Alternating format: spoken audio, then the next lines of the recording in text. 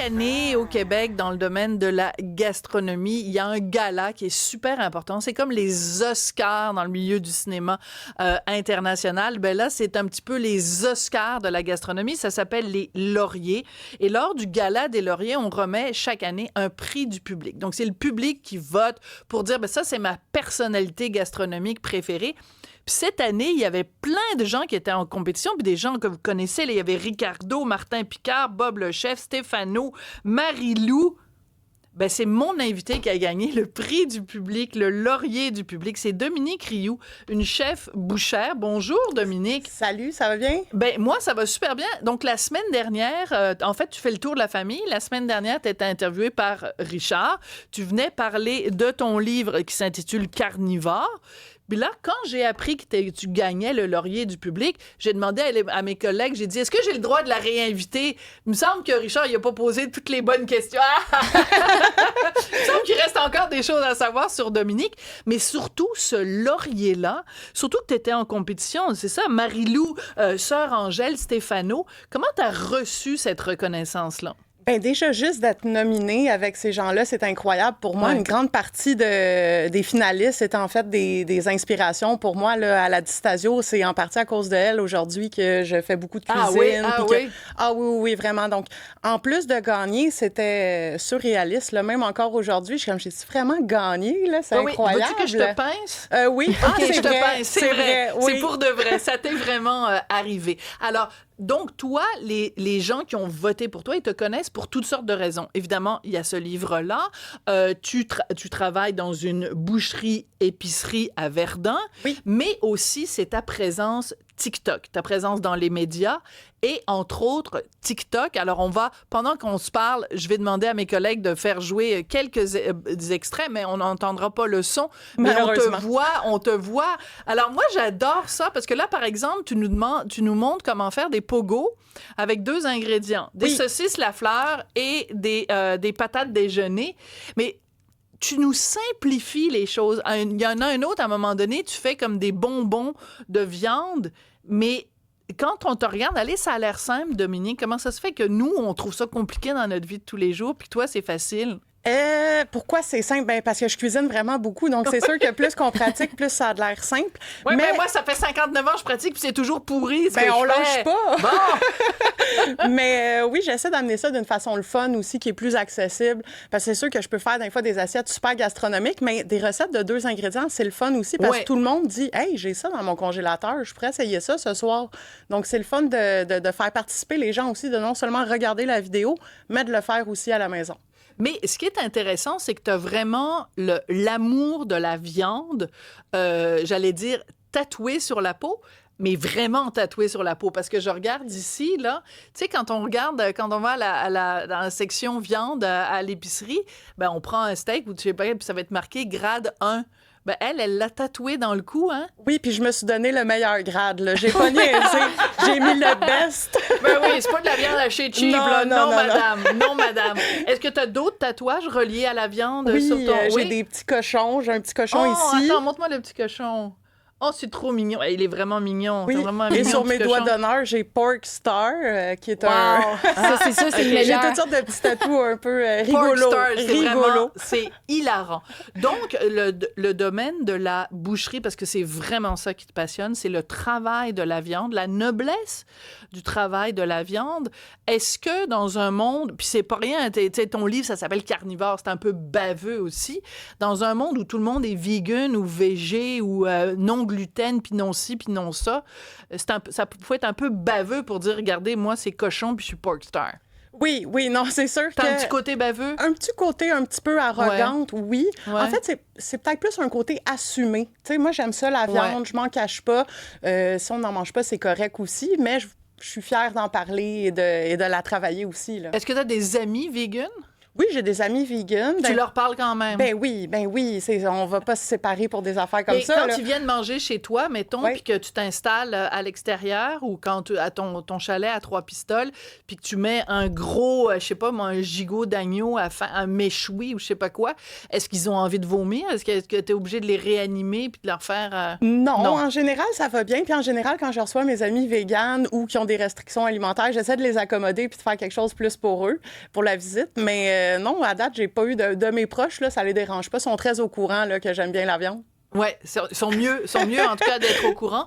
Mais oui, c'est j'allais dire parce que je lisais justement un article sur vous et il y a un moment, je sais pas si vous ont paraphrasé, mais comme quoi il expliquait que les personnes plus âgées que moi, par exemple, quand ils pensent à la viande rouge, ils vont chercher quelque chose de plus maigre, des coupes un petit peu plus, je sais pas, classiques, je sais pas si on peut le dire comme ça, mais plus maigre en tout cas, et que nous les jeunes, on a cet intérêt-là pour nous les viandes. Jeunes. Elle me regarde en disant ça. Je te regarde, oui là.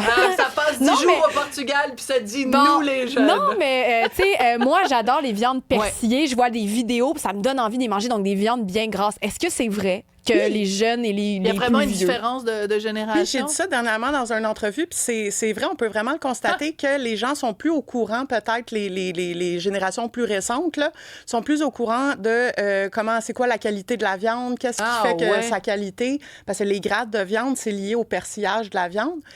Alors que les gens un peu plus âgés, là, à partir de 40 ans, eux, ils vont vraiment rechercher des morceaux maigres, rouges. Eux, s'il y a du cholestérol, on essaie de les enfiroiper. Là. Oui, okay. Exact. Donc, parce qu'au niveau du prix, aussi, ils se disent que... c'est deux visions. Là. Puis c'est le fun de voir ça parce qu'on voit qu'il y a quand même une évolution puis un intérêt à savoir c'est quoi la viande, comment ça fonctionne. Donc, pour moi, je trouve ça très le fun de voir que ça va vers le mieux. Mais surtout que tu as été une bonne pédagogue, c'est-à-dire que tu expliques bien les choses, puis aussi le fait de travailler en épicerie, justement en boucherie, puis d'avoir ce contact-là avec les gens qui posent plein de questions. Et dans une autre entrevue à nos collègues du Soleil, tu racontais que des fois, les gens remettent en question ta crédibilité parce qu'ils disent hey, « une femme bouchère, elle doit être là juste parce qu'elle est réceptionniste, elle. » Ça doit être agaçant quand même de...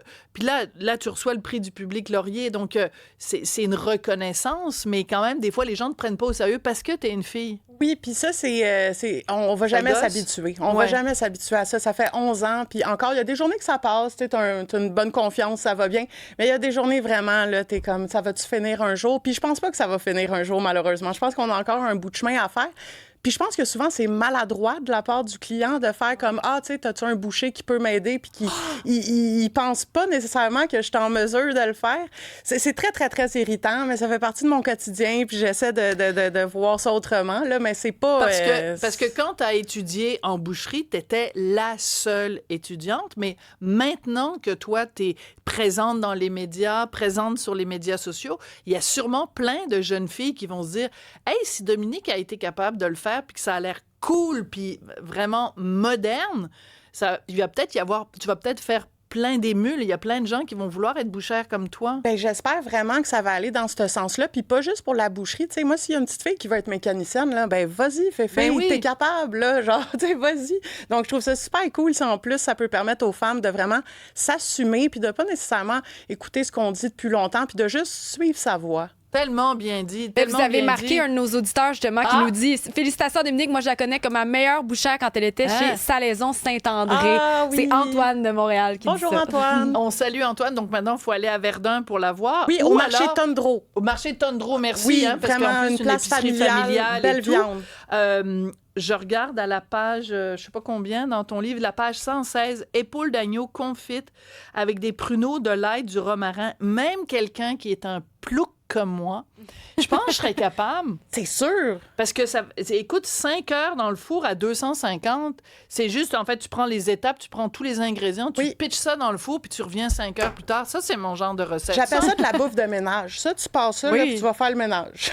Ah oui, mais tu peux pas laisser ça tout seul à la maison. Là. Non, mais juste le ménage. Oui, c'est ça. Tu fais le ménage pendant 5 heures ça. Faire le ménage. Ça dépend. Quand t'as des semaines comme j'ai mes dernières semaines, oui. Mais non, mais c'est très bon d'être de la bouffe de ménage. Mais ça a l'air absolument délicieux. Est-ce que... comment on pourrait, justement, pour revenir au sujet des femmes puis de la boucherie, c'est quoi le plus gros mythe? Pourquoi une femme serait pas capable? Pourquoi? Parce qu'elle voit du sang puis elle s'évanouit? Ben, je m'excuse, mais on en voit tous les mois, nous. Je pense que, puis là, j'ai pas sorti de statistiques et d'études là-dessus, mais souvent, j'ai l'impression qu'on veut protéger la femme. Souvent, même... Les gros couteaux. Oui, exact. Il faut pas se blesser. Fais attention de pas te couper un doigt. Hey, c'est lourd, fais attention.